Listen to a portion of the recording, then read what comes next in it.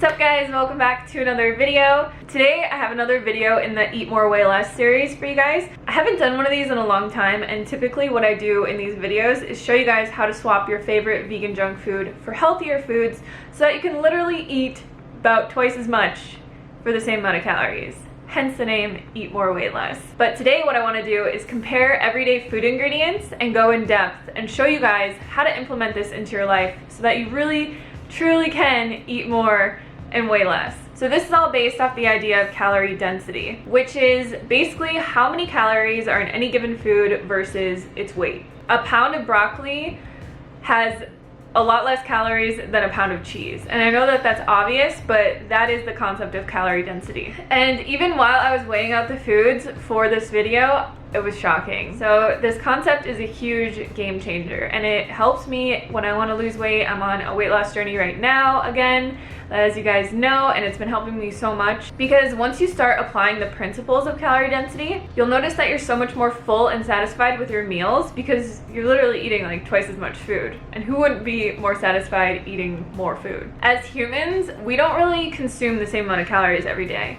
But there have been a lot of studies done that show that we actually consume the same weight of food every day. So a typical human will consume between 3 and 5 pounds of food per day, depending on their activity level, their gender, their muscle composition, all these different factors. And this is where the concept of calorie density can really make or break your weight loss results. So today I'm going to be showing you guys the difference in foods, comparing 500 grams in weight of foods. How much different they are in calories, how much different they look in a visual, and then at the end I'll talk about some easy ways to incorporate this into your lifestyle. I'm just going to start with the least calorie dense food on the planet, which is greens. I actually didn't even have enough greens to make 500 grams of this, so this bowl is 250 grams of greens, and for 2 of these bowls, 500 grams of leafy greens is only 86 calories. The second least calorie dense food is vegetables. Basically any kind of mixed vegetable that you're going to find. 500 grams of it is going to come in at 124 calories. That is a lot of vegetables. These bowls are huge. I'm going to be comparing this with oil. So the reason that I'm comparing these two polar opposites first is not because they replace each other, but because people love to cook their vegetables in oil and add oily dressings to their salad. This is a big mistake because you're essentially doubling or even tripling the amount of calories in your vegetables.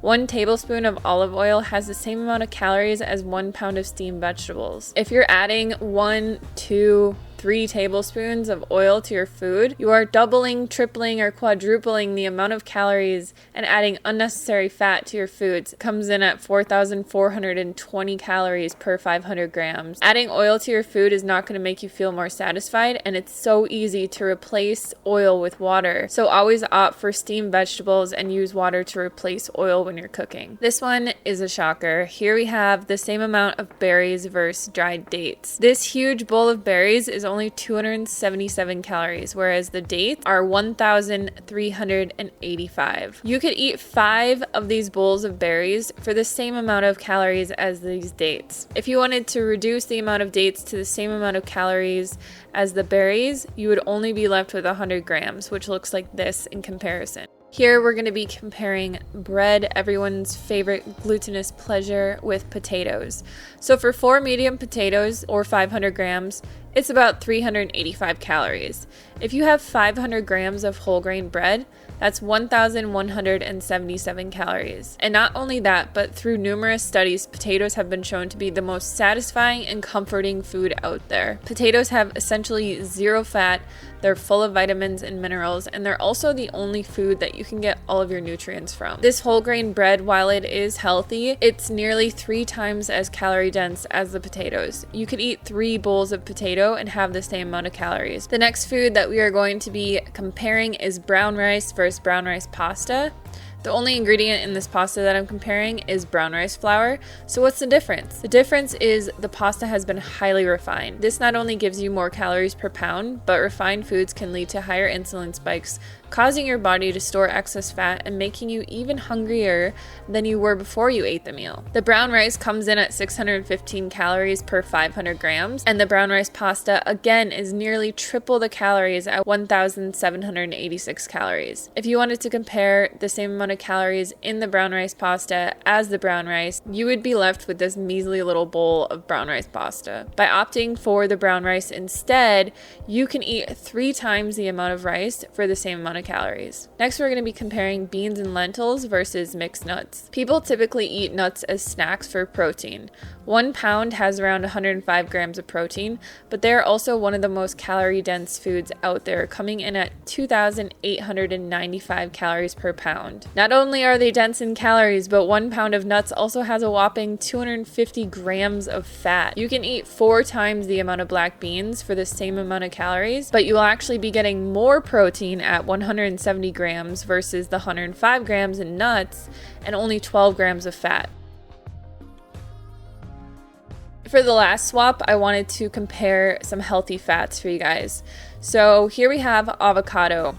Avocado comes in at 835 calories per 500 grams. Then we have everyone's favorite peanut butter, which comes in at 2,990 calories per 500 grams. If you're craving toast, you can add 3.5 times more avocado to it and still come in at the same amount of calories as peanut butter. So from watching that, you can probably decipher a few of the tips that I'm going to be telling you guys. You should always be choosing water-rich foods over dried foods. As you could see when we compared the blueberries and the dates were way beyond the amount of calories for the blueberries. You could eat so many more times blueberries versus the dates because the calorie density of those dates is so high. If you are trying to lose weight, it's going to help you so much if you're choosing fresh fruits over dried fruits. Another tip is to limit your fat, and I don't mean cut out fats.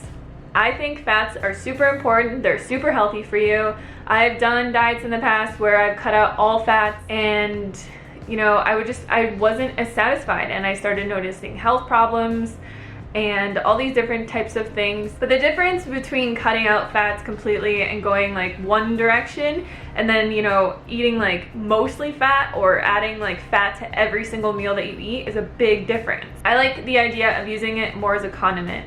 So I will add like 1 to 2 tablespoons of fat to my foods. Now, this is anything from granola, coconut flakes, tahini, peanut butter, avocado, anything like that. When we were comparing the fats as well, you could tell that avocados are way less calorie dense than nut butters. So if you're really trying to lose weight, avocado is a much better option. You can add half of an avocado to a bowl, you can put it in a wraps, you can put it in sandwiches, you can put it on top of all kinds of stuff. Like, make guacamole. Who doesn't love guacamole? The biggest tip that I can give you guys is cook oil-free. I'm telling you, it is so easy to adapt to start cooking oil-free. I have been oil-free vegan for almost 5 years, and I have no issues ever cooking without oil. If you guys want me to make a video on oil-free cooking hacks, please leave a comment below and I can do that for you. But once you get accustomed to cooking without oil, like using nonstick pans, using parchment paper or like some type of Silpat sheets, I use soy sauce or water to saute stuff, or even like balsamic vinegar, or I'll make like a sauce and saute veggies in that.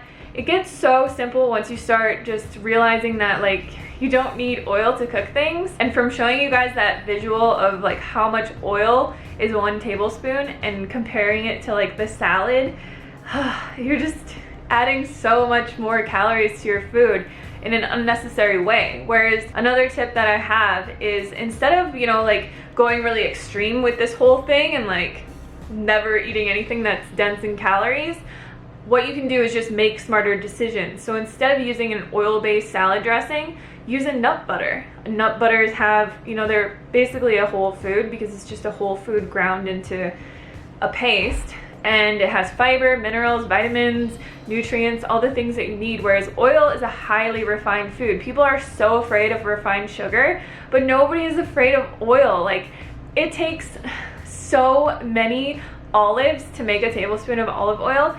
It's a highly, highly refined food, just like bread, just like sugar, just like salt, just like any other refined food that you would find. You're taking a whole food and you are squeezing it so hard that you're extracting all the oil from it, and then cooking your other foods in it. It's like cooking all your food in sugar, or cooking all your food in flour.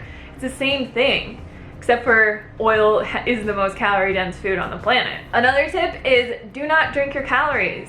One thing that I did not talk about is alcohol. Alcohol has 7 calories per gram, which is almost as calorie dense as fat. Alcohol is not satisfying whatsoever. If anything, it makes you hungrier. I don't know very many people that go out to the bar and eat a salad like everyone's eating fried foods and fatty foods and craving fast food and junk food and all these foods, and it lowers your inhibitions. It makes you make poor decisions that you would never make when you were sober. It raises your insulin levels, which is the fat storage hormone, and your body also has to burn off alcohol before it can burn off anything else, because I'm sorry to say this, but alcohol is toxic to your body. Your body gets rid of alcohol before anything else. So if you have a drink with your dinner, and your dinner is 500 calories and you have a 150 calorie glass of wine, your body has to burn off those 150 calories of wine before it can burn off the food. It's toxic and your body doesn't want it inside of you. That's why you urinate so much. That's why you get hot, because your body is like trying to burn off this chemical, technically,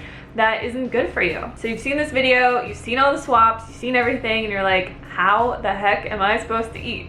I'll show you guys what I think is the ideal plate of food and what I typically eat for weight loss. To make a really filling meal for 400 or 500 calories at the most, you want to fill half of your plate with vegetables or greens. Also add non-sweet fruits like cucumber, red pepper, tomato, whatever kind of vegetables you like. Then half of your plate should be whole starches: brown rice, potatoes, quinoa, kamut, barley. There's tons of kinds out there. Just pick the one that you like the best. For some healthy protein, we can add beans and legumes. And then you can add like half of an avocado or a tablespoon or 2 of tahini dressing, whatever you like. I usually like to season my meals with really simple seasoning, so I'll just use like garlic powder. In this video, I just used a splash of coconut aminos. I love like just adding half a lime and maybe a tad of soy sauce to a meal. You can get really creative with the seasonings, but this is typically like the perfect meal. And this is over 2 pounds of food. Another thing that I did not talk about in this video is animal products, because I'm vegan. I'm not gonna go buy them and like show you guys how many calories are in them. I don't contribute to that. But I will put up a graph here and show you that basically all the animal products are higher on the calorie density scale. A lot of people that are not vegan comment on my videos and they're just like, I have no idea how you can eat so much. Like, how can you eat that many calories or that much food and lose weight? And I'm telling you, like, it's not, there's no secret here. It's an illusion. It looks like a ton of food. Like, every time that I sit down to eat a huge plate of food, I'm like, I don't know if I can do this, because it's a lot of food. And I always feel super satisfied and full after my meals, and it lasts me for hours. But it looks like a lot of food. Like that plate that I made just a minute ago with you guys is a lot of food. It's a huge bowl, but it's not that many calories. And when you combine all these things in this way, and you're adding, you know, starches to keep you full and satisfied that are slower digesting, that have more calories than vegetables and greens, but you add vegetables and greens to get nutrients and to add bulk and fiber to it. You add beans for protein, you add a little bit of fat for satiety, and some seasoning to make it all taste good. Like, it's really simple and there's no secrets here. If you want to lose weight, you have to eat less calories than you burn.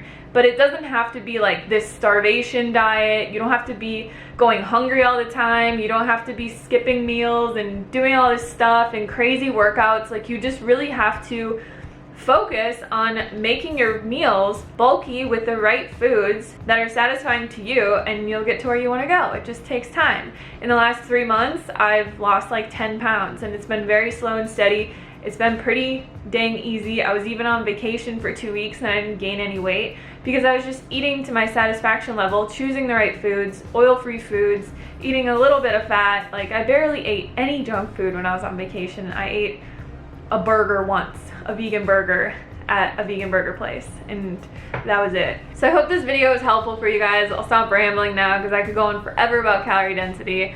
But if you want me to make the oil-free hacks cooking video, just again remind me in the comments box below, and I'll see you on the next video. Bye.